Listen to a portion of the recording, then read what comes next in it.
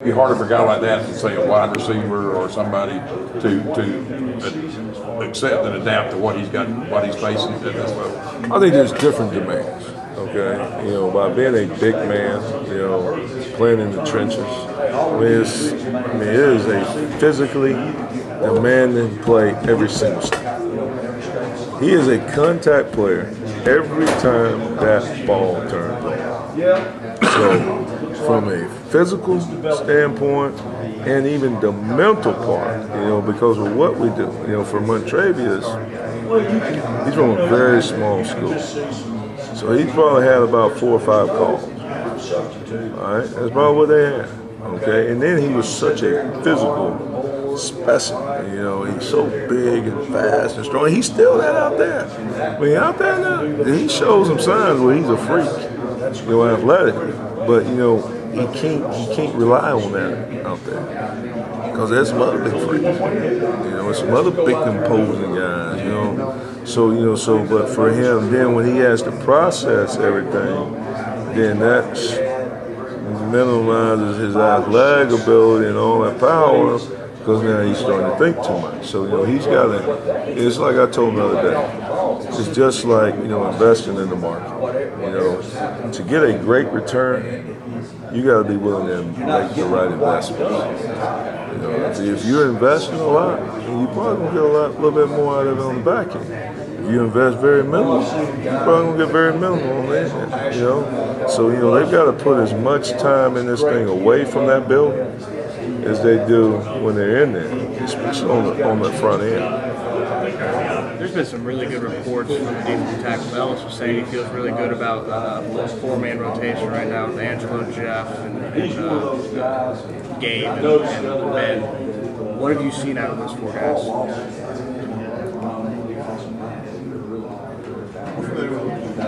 I think we got a lot of work to do. Just being honest with you.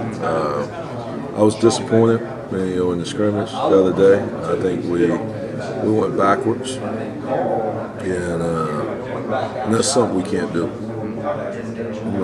It's not acceptable.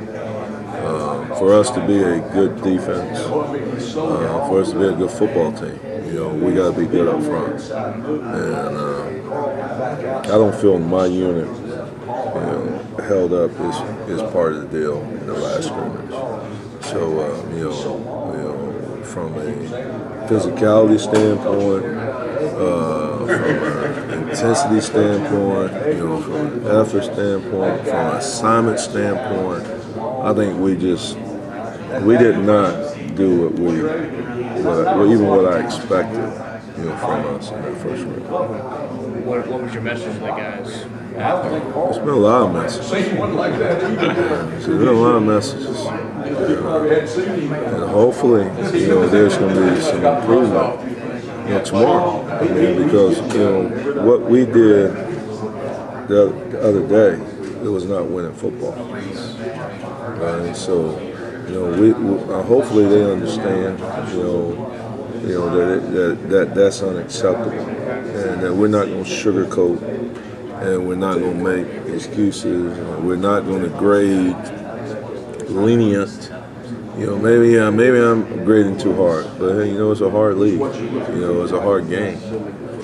I'd rather do that now and get results on the back end. So I think they're all disappointed in their grade. It sounds like you're kind of surprised that it didn't grade as well as I'm not surprised. I'm disappointed. I don't know if surprised would be the right word.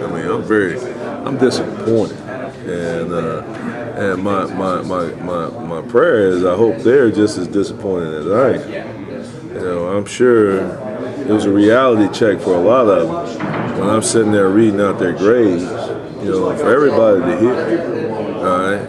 Hopefully they're prideful and they like, hey man, this is unacceptable. Where they said coach is full of what we're talking about. Nah, this is unacceptable.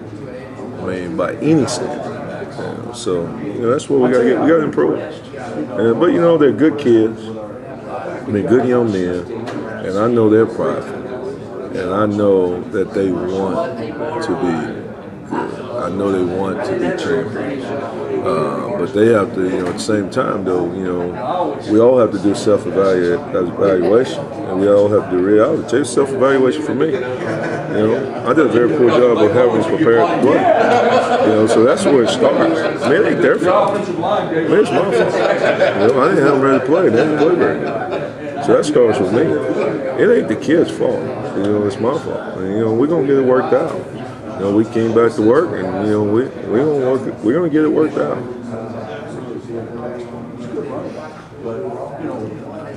You're veteran. You got a really veteran group. Not happy with them. Does that give more opportunities to some of the younger guys if the veterans don't step up pretty soon? There's always opportunity.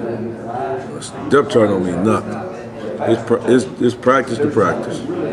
There's been some movement since the scrimmage. There'll probably be some movement again after the scrimmage. We're gonna find the guys that's gonna lay it on the line for Auburn. It ain't gonna be about an individual. Right? It's gonna be about. And you mentioned some movement. Who are some guys that have made a positive move for you so far? All that was negated on the scrimmage the other day. So they're all sort of in the doghouse right now. Yeah, they're all. It was consistent. It was consistent across the board. Yeah. Have you seen guys like Carl Lawson and Elijah Daniel start to pick it up a little bit more, not be the wide-eyed freshman you sort of expect from guys like that? I think their heads are swimming right now. Still? Well, I mean, they got a lot because, every day it's an install. So, just when they think they may be getting comfortable with this, then you bring in this other install. Then you bring another install. And so now, they're trying to get it all processed and doing it quickly. And then, and then they got to do it with an intensity that we expect. And, it's a lot, but I do think they're all three of those guys are a talented group of guys. But, they've got to, improve on their playbook, their knowledge, because it's hard to go 100% when you ain't sure where you're going. You know what I'm saying? Like when you get on the Autobahn, you can roll. I mean, you can put the pedal to the metal. All right. When you drive down little back roads in Vienna, Dooley County, you don't know where you're going. You slowing down here, there. That's where they are right now.